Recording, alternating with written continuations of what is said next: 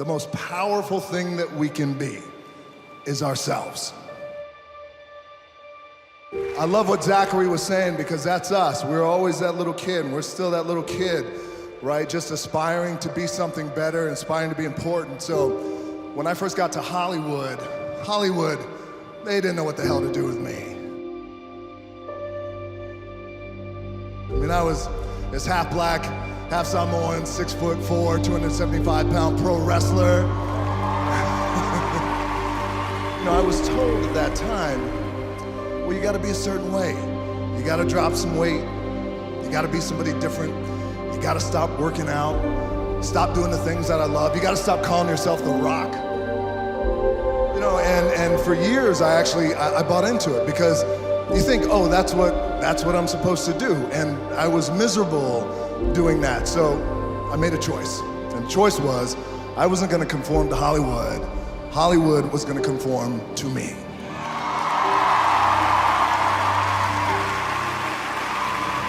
So Hollywood conformed to me, and here I am with all of you getting the Generation Award. What you saw up here tonight, I mean, that's who I am. I'm proudly half black and half Samoan, and I wanted to bring those cultures here up here for the world to see. So yes, it's important that you are your most authentic self. I'm a walking example of that, but here's the thing that I want to share with you guys. That's not enough. Because there's another side to being your authentic self, your true self. And that's the side that the magic is on. That's the side that's gold. And while yes, it's important to be yourself, you gotta recognize the joy and the responsibility of bringing everybody with you.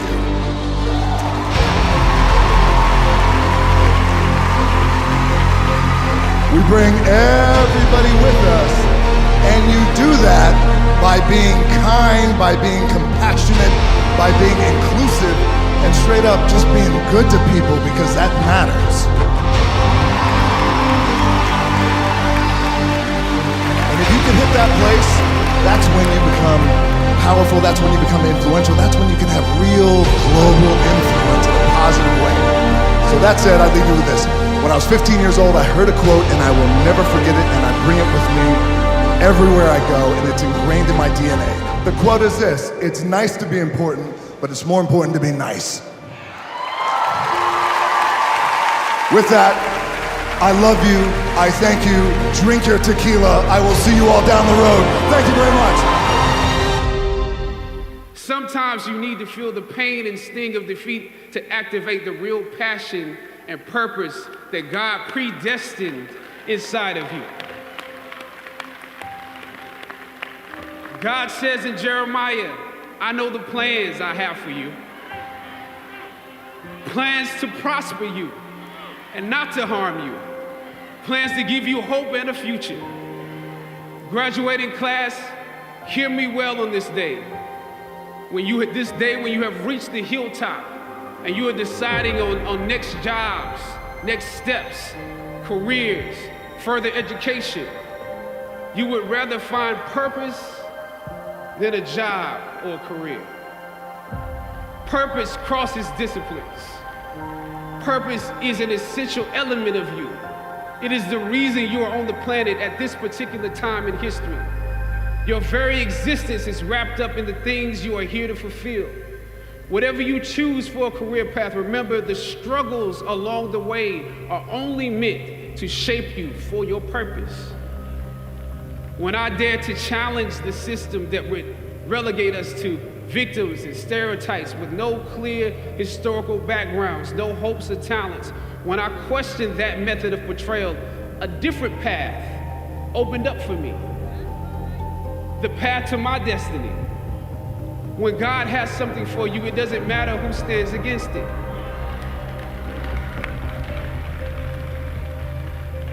God will move someone that's holding you back away from a door and put someone there who will open it for you. If it's meant for you,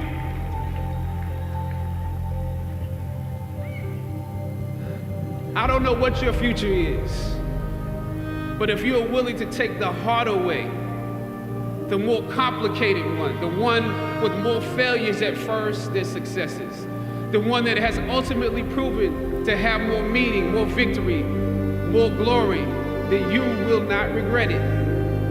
Now, this is your time.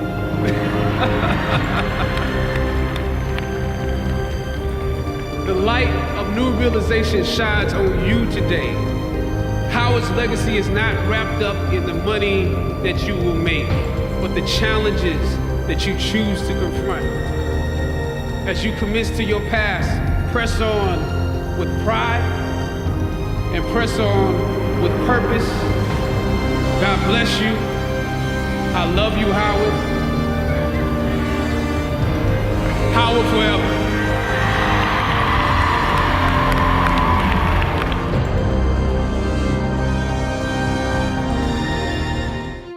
I hate Plan B. And I tell you why. Because we have so many doubters, as I've said earlier, the no-sayers. We have so many of those people that say no and you can't do it, it's impossible. But when you start doubting yourself, that's very dangerous. Because now what you're basically saying is that if my plan doesn't work, I have a fallback plan, I have a plan B. And that means that you start thinking about plan B, and every thought that you put into plan B, you're taking away now that thought and that energy from plan A. And it's very important to understand that we function better if there is no safety net. Because plan B becomes a safety net. It says that if I fail, then I fall and I get picked up and I have something else there that will protect me. And that's not good. Because people perform better when there's no safety net. People perform better in sports and everything else if you don't have a plan B. I'm telling you, I've never ever had a plan B. I say I made a full commitment that I'm gonna go and be a bodybuilding champion. I made a full commitment that I'm gonna be in America. I made a full commitment that I'm gonna get in the show business and I'm going to be a leading man. No matter what it takes, I will do the work. I will do the work over and over and over until I get it. And the same was in politics and everything like that. So to me, it is very dangerous to have a plan B because you're cutting yourself off from the chance of really succeeding. And the reason, one of the main reasons why people want to have a plan B is because they are worried about failing. What is if I fail, then I don't have anything else? Well, let me tell you something, don't be afraid of failing because there's nothing wrong with failing. You have to fail in order to climb that ladder. There's no one that doesn't fail. What is not okay is that when you fail, you stay down. Whoever stays down is a loser. And winners will fail and get up, fail and get up, fail and get up. You always get up. That is a winner.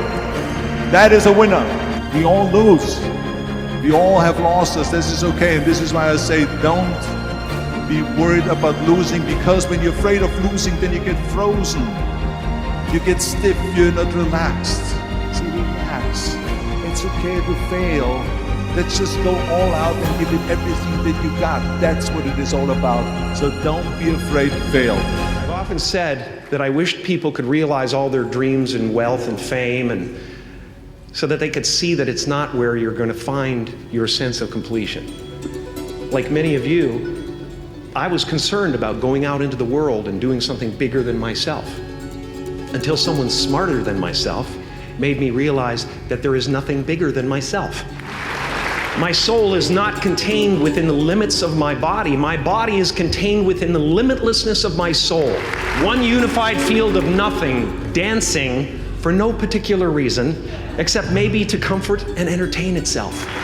As that shift happens in you, you won't be feeling the world, you'll be felt by it. You'll be embraced by it. Now I'm always at the beginning. I have a reset button, and I ride that button constantly.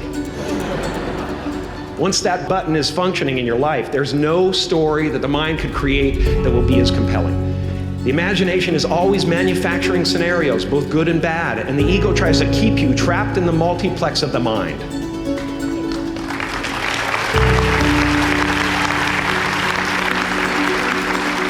Our eyes are not viewers, they are also projectors that are running a second story over the picture that we see in front of us all the time. Fear is writing that script, and the working title is, I'll Never Be Enough.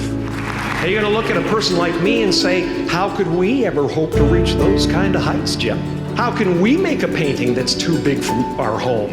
How do you fly so high without a special breathing apparatus? This is the voice of the ego. And if you listen to it, there will always be someone who's doing better than you. No matter what you gain, ego will not let you rest.